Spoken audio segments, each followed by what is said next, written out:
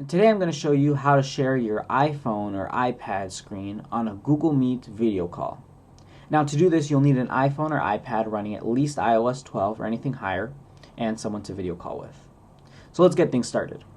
So on your device, you're going to want to open up the Settings app and scroll down to Control Center and click that. Now you're going to want to customize the controls.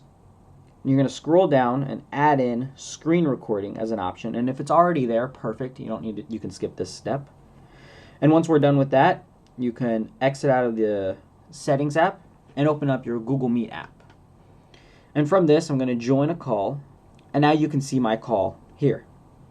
So in order to share the screen, what we're going to do is we're going to, if you're on an iPhone 10 or later, you're going to want to swipe down from the top right.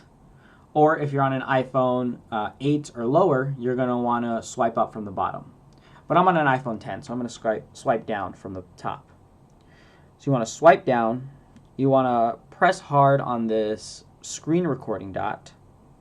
You're going to change from camera roll to Meet. And then you have the choice of having your microphone on or your microphone off. And for this one, I'll have my microphone on. You're going to hit Start Broadcast.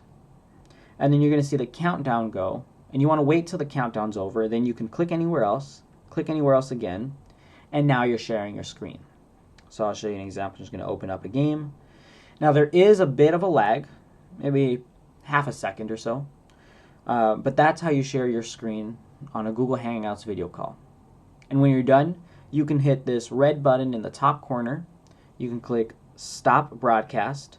And then you can go back to your Google Hangouts video call and share your video. Thank you.